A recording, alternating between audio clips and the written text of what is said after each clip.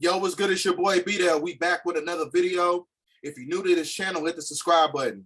But today I'm going to give a definitive synopsis on the geographical locations in the 178 worlds beyond the ice wall and how those intergalactic geographical landmasses are occupied by black extraterrestrials according to etymology and non-ether genetical properties. But before we get started, let me reiterate something. It's imperative that you understand that non-ether genetical properties is conducive to carbon because carbon is the building block of all civilization, meaning that the biological structure of black people works in synergy with the universe and it harmonizes with nature because we are the electromagnetic conduit of the macroverse. So that's how you know who occupied those geographical locations beyond the ice wall according to DNA that's beyond Eurocentric and Westernized science, right? So with that being said, that's how you understand and know that Antarctica was a tropical civilization during the first sun cycle, meaning that mankind wasn't created until the lunar cycle, right? So with all that shit being said, we need to break this shit all the way down, right? Now, there's a book that you got to get called The Navigator Who Crossed the Ice Walls by Nas Confunded. And it basically entails about there's different worlds beyond the ice wall. So let me get my screen share going. So it's talking about the different geographical locations beyond the ice wall. And I'm going to show you a little bit of the map in video form. Now, let me scoot back a little bit. This is where we at. This is what we call the known lands. The known lands is where you got, you know, where we at in the United States, and you got Asia and you got Europe. But right above here by the Asgard portal, you got Australia. Now, there's a metaphysical and there's an esoteric connection to that, because when you understand the colonization process of what happened in Australia to the Tasmanian people are basically the original Aboriginals who inhabited Australia. And then you got the Asgard portal outside the ice wall right above Australia. So now I'm going to show you the Tasmanian people. You had the Tasmanian people. These beings right here are basically the descendants of the Dawanese tribes, who are basically furry dwarfs, who are basically amalgamated from a genetic splicing program that was created by the Anunnaki. So because it's basically in alignment to the esoteric teachings of Kemet when you're talking about the goddess Bes. And goddess Bes is this being right here, who was a god in ancient Kemet. And they were basically the protectors of the children. They were basically the protectors of the pharaohs. And they were basically like gatekeepers of all the pyramids and gatekeepers of certain geographical locations all around the planet. So these beings, this being right here, are basically the progenitors of the Aboriginal people in Australia. When you're talking about the Aboriginal, the Tasmanian people, where you get the term Tasmanian devil from. See, everything that you see in these movies, when you know enough historical context, theological context, when you know enough history, you can basically pull the truth out of all these things that they're telling you, because everything that they show you in these movies is basically a documentary of what's going on beyond the ice wall. It's an emulation of it, right? So then you got this British prime minister right here. He's basically the one that colonized the land of Australia. And you can see how when they colonize the land, they take the heads of the people and basically they mark their territory, because he was working with the Pleiadians. Because when you break down the etymology of the word Asgard, we're going to go back to the video. When you break down the etymology of the word Asgard, it means Norse gods, which coincides to Norse mythology. Right? So when you're talking about Norse mythology, you're talking about the Indo-European, who are the Nordics. So then when you look at the Australian flag, right? The Australian flag is a direct emulation of the Pleiadian star constellation, because that's where the Indo-European was created, through the Pleiadians, right? So now I'm going to show you Pleiadian star constellation. It's a direct emulation of the Australian flag, which is not a coincidence. Right? So that's how when they came through this portal and infiltrated the ice wall, they came into the known lands and basically colonized this landmass, because Pleiadians, they do the bidding of Draconians, and because in the book, the Draconians are basically the custodians, right? So they basically they got a contract with the Pleiadians and the Greys, and they do the bidding of Draconians, and they basically colonize and usurp all the resources and the genetics of the original people in the known lands, who are the descendants of the Anunnaki, your so-called black people in America, right? So now, when you go to the ancestral lands are basically where the Danakil tribe was, the Nubians. So when you're talking about the Anunnaki, when you had the 200 fallen angels who was projected from a higher galaxy, the 19th galaxy, when they came down to this realm right here, they inhabited the Australian Republic first, who are the Danakil, right? And this is where a lot of your mermaid beings come from. And a lot of the mermaids, you know what I'm saying? I'm gonna show you a video real quick. When you're talking about the mermaids, right? That the mermaids, the black extraterrestrial mermaids come from the ancestral republic geographical location. White. Right, so that you can have a look at that. I'm really pleased about it because normally we perceive aliens to be white. And that's never sat very comfortably with me, frankly, when I know that it's not the case. This particular group are a black group. They're very benign, very friendly. I have encountered them, though I can't say that I'm anything like an expert on them, but I have encountered them. They are not reptilian. The questioner uses the word reptilian. I can understand that because when you look at them, you would see the scales, you would see the whole shape, but the correct term is amphibian. They are a hybridized form of human and amphibian. They are black-skinned. They model themselves a little bit on human culture. That's because they have existed in the oceans of this planet. I need you to understand something. When you break down the etymology of the word zombie comes from the cuneiform language, which means amen, anu, which means hidden. Apocalypse means to reveal what's hidden beyond the ice wall. So when you're talking about everything, when you're talking about the pole shift, the reversal of the pole shift that's going to happen, these ice walls is basically going to melt, and you're going to see everything that was hidden. Everything that's being hidden beyond the ice wall is going to be revealed to the public once you have the reversal of the pole shift that's going to happen in the future.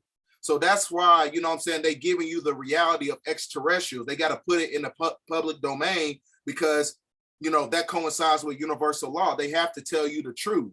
You see what I'm saying? And if you notice in the video, those were black extraterrestrial statues that he was talking about. So now I'm going to show you another video that tells you, they know who you are genetically, which is what I basically said, that racism is not about skin color. It's predicated upon the fact of non-ether genetical properties, because they need your genetics and able to survive the pole shift that's going to take place in between now and basically in the future.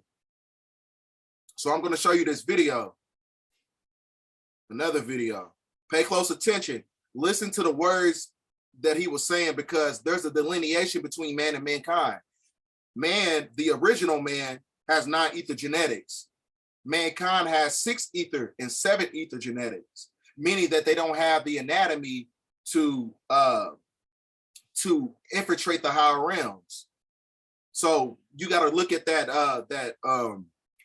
that reptilian tape that I put out, and then you got to look at the other tapes that I put out talking about the Anunnaki and how you need a certain genetical format in order to survive the shift. So watch this video. The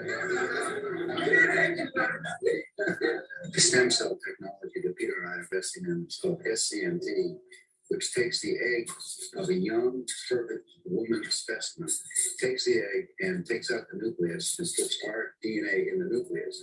They just go ahead and take it out. Look at these black women willing to trade in their divinity and their genetics for some fucking money that hasn't been backed by natural resources since 1934. So that's why I said, you know, these monotheistic religions, this fake ass history is to keep you outside of yourself to where you will destroy yourself for some fucking money. And look at these people, they sitting there laughing, they having dinner with these people, and they don't even understand what's going on. Because like I said, they need your DNA in order to survive the shift. I mean, at this moment in time, man, like, it's pretty cut and dry. You know what I'm saying? They got the information out there, it's in the public domain. So at this moment in time, if you don't know who you are genetically, you're gonna, you know, eventually gonna destroy yourself. Greatness that we don't see in any other race on the planet. These curvy, sexy Black women from Africa. You girls have a kind of a monopoly on this genetic perfection, and we want some of that. You see, like the movie Get Out wasn't lying. Like I said, man, they need your genetics. Why do they need your anatomy? Why they have to tell you? Why they got to keep your history so secret? Why they got to keep your DNA so secret? Why they got to hide everything on the planet? Because like I said, it's only conducive to their system to keep you outside of knowing who you really are. You know what I'm saying? So girls, for $100, we'll pay you for your egg.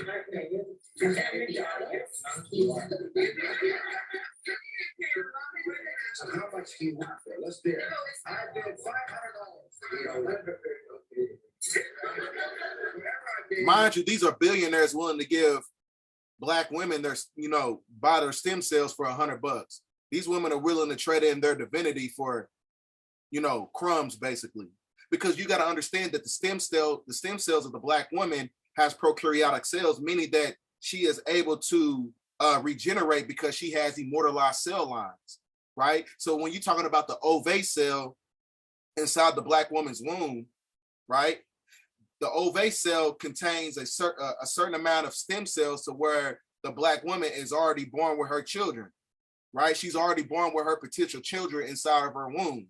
So now you can kind of see why they want to do this switching of the sexes and things of that nature, to where they can take and extract the Black woman's womb and put it inside of another person's body. You see what I'm saying? Because I told you, it's all about genetical self-preservation. So now listen to what else he's saying. He's gonna $50,000 with eggs. Yeah. If you have abortion, that's very valuable. Umbilical cord, you know, placenta, you know, even your period blood is so rich with stem cells. He said your period blood is so rich with stem cells. Like I told you, your organs is a lot more vital than everybody else's on the planet. You know what I'm saying? Because you are descendants of those extraterrestrials who came from outside of that ice wall, right? But like I said, the veil has been lifted. You know what I'm saying? Everything is going to be revealed in the future. I'm going to keep playing the video. As waste, then it actually should be. It should be captured as recycled. Mm-hmm. And it should go to waste. It's life for somebody else. It's life for mankind. He said it's life for mankind.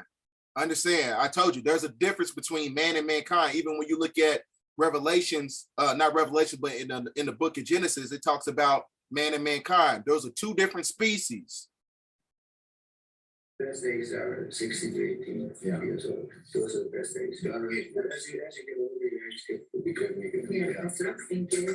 So you may not be our top candidate. No, it's fine. I don't make it anyway.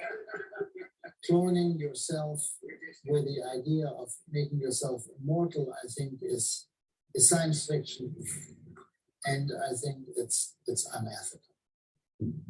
They've already tested this practice like I told you, and Mouse was fat, and Mouse got six pack, and he was jumping all the women, young, right? First it's just everybody safe, and after that, the young. Like I said, you got the gamma radiation hitting the planet right now. You got gamma radiation that's hitting the planet, and it's going to break down all these ice walls. So meaning that before you had the first flood of Noah, all these geographical landmasses were connected together. That was based, and then in the middle of the planet, you had the tree of life. They cut down that tree of life, And now, you know, you have different deviations of different landmasses all around the planet. We are separated as a people. We are separated from our ancestral galactic bloodline.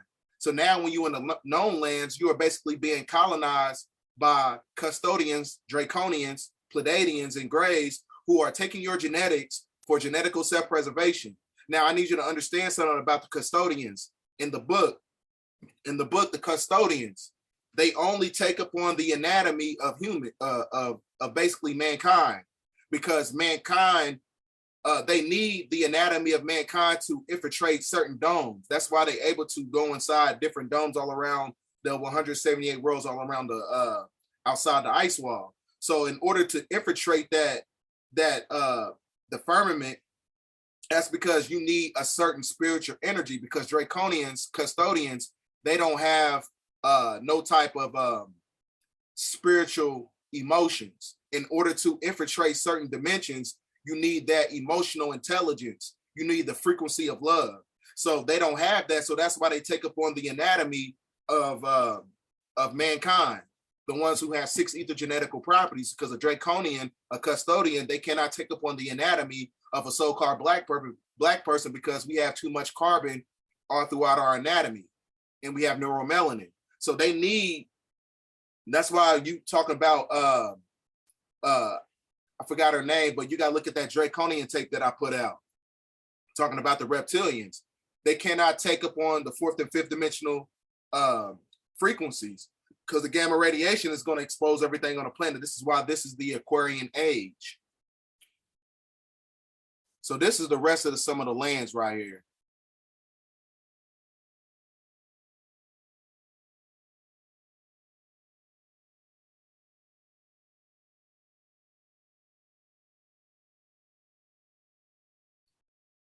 You got the land of Mars, where you're talking about the human colony right here.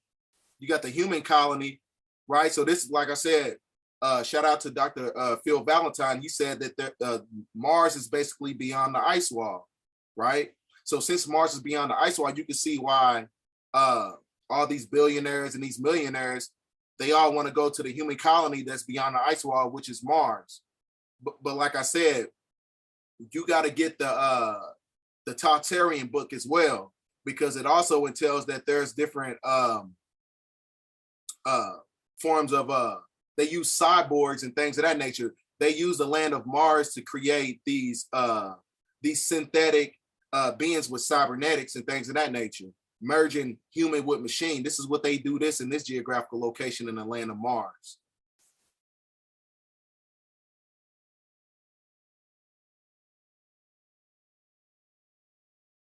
Then you got the lands of angels, the Elderbarian lands. Then you got the lands of the forgotten path. In my opinion, I think these geographical locations are for people who don't know their purpose, the ones who are the lost souls. So when they die, I think they consciousness and their souls and their spirit goes to this landmass and is trapped there. That's just my opinion, because there's no reason why you would call this geographical location the lands of the forgotten path. You see what I'm saying? And now, I mean, it's kind of in alignment to where, you know, it's right by the land of Mars, because I told you the basis of the land of Mars is basically merging human with robot, which is cybernetics. When you take use horizontal gene transfer by taking another consciousness out and put it inside of another body or inside of a robot. Then you got the Andromeda lands. You know, these are all different, you know, land masses beyond the ice wall.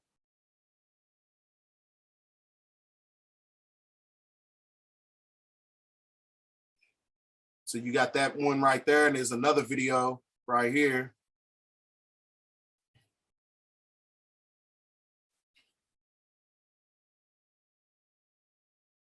You know, look at all these, you know, these lands that they don't tell you nothing about. Whether you know, even if they try to put it in the name of fiction. But like I said, they got to put it in the public domain in order to tell you the truth. It's universal law that they got to tell you the truth. Look at the lands of Jupiter. It's, you know what I'm saying? It's in a state of desolation. because Zeus and Jupiter work in synergy. That's Chronos. Because I told you, Chronos is basically the god of the Bible, who is Zeus. Zeus and Jupiter is Jesus, which is why it's right next to the land of the custodians, who are Draconians. Because then when you look right here, it's got the land of Baal. Baal is with the god that they worship, who is the god of Moloch, which is Pan. So everything is in alignment, you know, to everything that's going on beyond the ice wall. Look at everything look at their landmass. It's real desolate. You know what I'm saying?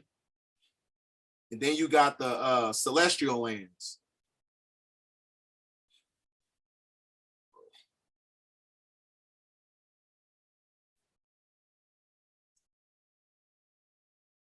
You got all types of land masses way beyond the ice wall. You got the land of Venus. Then you got the Thumban land. Boy, look at all these land masses they don't tell you nothing about.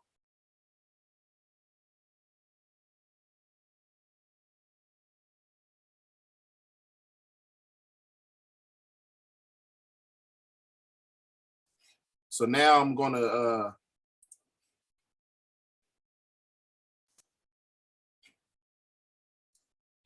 there's another one right here. I think I showed you this one. I'm not sure.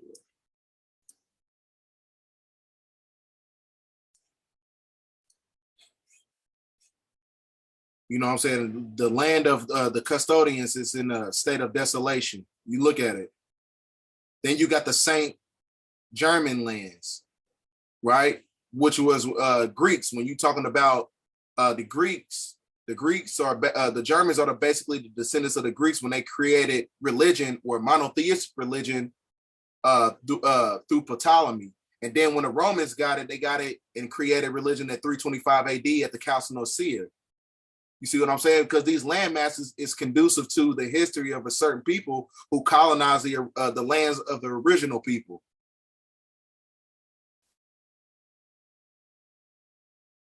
You got the land of Neptune.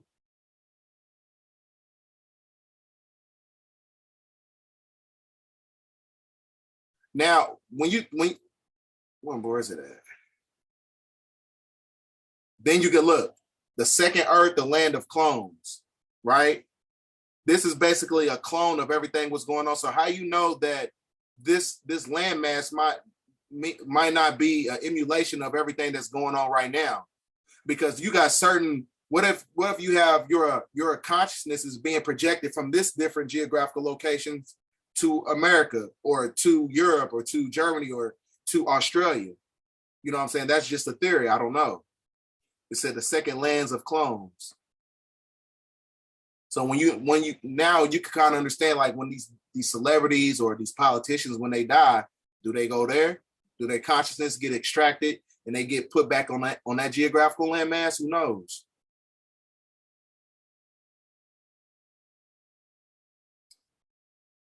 And then there's in the book, it talks about the land of Gilgamesh. They said the land of Gilgamesh was kind of like some type of utopian society, to where it was just as big as New York City, and they had, you know, certain ancient technology. So when you're talking about technology, right? When you look at all, you know, look at the hieroglyphs from Sumeria, you look at the hieroglyphs all around the planet, right? Hold on, let me get my screen share back. When you're talking about all the hieroglyphs, and you know what I'm saying, these people being, you know, very intuitive with certain technologies and things of that nature. When you look at this hieroglyph right here, this is probably based out of Japan, when you had the Nagas, right? She has a tablet in her hand. She's using it as a phone. These are different forms of hieroglyphics that's basically showing you the reality of the fact that these people, these beings at this moment of time, were very high technological, right? So that's why you got to understand ontology. Ontology is basically showing you the metaphysical aspects amalgamating with nature, meaning that they're joining forces. So they show you a remnants of everything that happened on the planet through animals, through hieroglyphics, through everything, but it's up to you to have that mental and spiritual fortitude to see the truth and decipher everything that they're showing you, right? So now I'm going to read you something to give you the reality by a scientist named Martin Kenny. He said that the original or 0-point race, the etheric beings, which are all other races born, were the guys here. No, not right there. It says the Hyperborea, the Anunnaki, or the black race, was the first original race of humankind created by the Polarians. The Polarians are basically the Ethereal beings, the galactic gods. Are you talking about the 200 fallen angels, who are the Riskians, right? And it says they were pushed outward after Lemuria, or the Oriental race, was created. So you got to understand something. That's showing you the reality that you had black people first, and then you had everybody else was created during the lunar cycle. Because during the lunar cycle, that's when you grab things in water. When you grab anything in water, that creates a amalgamation of different stem cells, different eukaryotic cells, splice genetics. So that is basically the precursor to 6 ethergenetical properties, right? So meaning that they were basically a base people with basic instincts. So now then when you read, he said the creation of a new ring and land of a root race every 24,000 years. The 24,000 years is basically the verification period of everything on the planet, where the ice wall and everything is basically going to be depleted, right, during the Aquarian age. Because when you look at the symbol of the Aquarian age, it's showing you that there is a divine feminine solar transmission pouring down on the planet, right? She's pouring that galactic, that cosmic energy back on the planet to where it can reverse the polarity of all the evil on the planet. So it's going to basically knock down all these ice walls that basically encapsulate the known lands that we living in. Now I'm going to show you the whole map. Now this is the whole map right here. Now when you look at the bottom of the map right here, this is Nibiru. You see Nibiru is basically in a state of desolation, meaning that, you know, that's why they created mankind, because mankind, they needed them to extract all the resources to basically create, to basically revitalize the dome around their solar system, because Nibiru has it's a tri-solar system. It has 3 suns on it, so it can only take on certain photon light energy. It can only take up on certain UV radiation. So these are the 178 worlds beyond the ice wall, all these geographical locations. You know what I'm saying? And you got us sitting right here in the middle, because before, you know, the first flood of Noah, all of these land masses were conjoined all at once. When you talking about Pangea, before the continental drift that happened, right? So now I'm going to show you. So now you got that out the way. Now I'm going to show you something. They have to give you the reality of extraterrestrial life. They do this on purpose. Now, when you look at this Daily Mail publication here, it says NASA looks to the heavens for help. Agency enlisted 24 theologians to assess how the world will react to the discovery of alien life on distant planets and how it might change our perception of God's and creation. So now this is why it's imperative for y'all to get out of religion, because religion is basically, you know, it's hypocrisy. It goes against, you know, creation. Like, for instance, we got 1 billion stars in our solar system, and every star is a universe, meaning that Earth is basically a speck in the cosmic spectrum. So now, you know, that coincides to the theory if the Earth is flat or not, right? And based upon my independent research and my own logical assertions, I really believe that the Earth is cube shaped. And the only reason I say that is because when you understand the sacred geometry, where is it at? When you understand the sacred geometry of the universe, when you understand the sacred geometry of the universe, I'm looking for a picture here for a second. Here we go. When you understand the sacred geometry of the universe, all these, monotheistic religions that's conducive to the Freemasonic order, they all venerate the cube, because a cube and a circle both work in synergy. They live on two different dimensional planes. A cube is 360 degrees and a circle is 360 degrees, because what you got to understand is when you understand the matrix intuitively, Saturn and the moon works in synergy, and the moon creates 13 360 degrees concentric circles that makes up the tetrahedron Metatron's cube that sits on the top of Saturn, because Saturn has a cube on top of it, which creates subatomic particles, and those subatomic particles are cube shaped, is projected to the moon and projected back down on planet Earth in the form of a hologram. So that's how you know that we living in a holographic Vedic simulation of reality, right? So all these religions basically venerate the cube, because the cube is what creates the illusion, right? So in my opinion, so when you, after each 2,000 year age, astrological age, when you got the age of a Pisces going to the age of Aquarius, I think the planet in itself is cube shaped and it flips like a Rubik's cube. Now that's just my opinion. I didn't read this out of a book. I didn't get this from a source or anything like that. That's just my opinion according to my own research and my own logical assertion.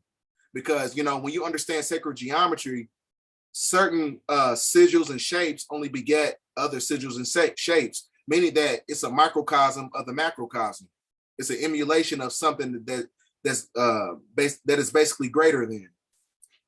So now I'm going to show you, where is it at? Now, I need y'all to understand something when you're talking about, the pole shift, because like I said, the ice wall in itself is basically going to reveal what is hidden. So once you have these ice walls and you have this pole shift, it's only going to be a certain amount of ultraviolet light photon spectrum that's going to hit the planet. It's going to, show you the difference between man and mankind.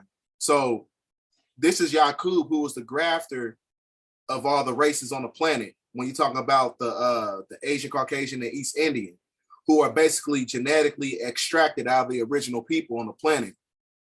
So it tells you, the difference between genetical properties, because all this is basically symbolic to everything that's going to happen in the future. So that's why I had to show you this right here. I believe.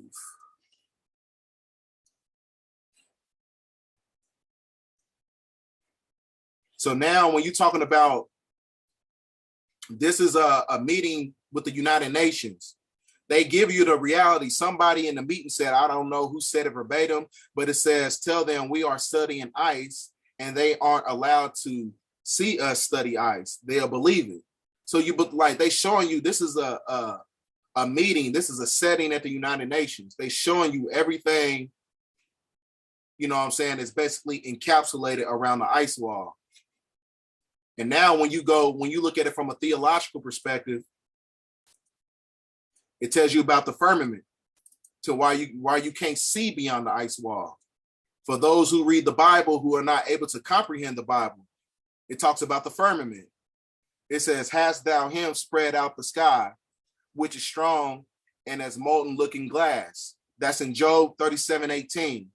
And then when you said, and God made the firmament and divided the waters which were under the firmament from the waters which were above the firmament, and it was so in Genesis 1:7. So they give you like I said, they got to give you the reality. It's universal law that they got to put the truth in public domain, whether it's through a book, whether it's through science fiction, whether it's through a goddamn movie. They have to tell you the truth, because everything is basically a documentary of everything that's going on beyond the ice wall, right? So with all that being said, man, get this video out there. Thanks for watching this video. I had to show you the alignment of extraterrestrial existence is basically in alignment to all the geographical locations that's beyond the ice wall and who basically occupied those lands first, according to DNA. So with all that being said, get this out there, share the video, like, comment, subscribe. Thanks for watching.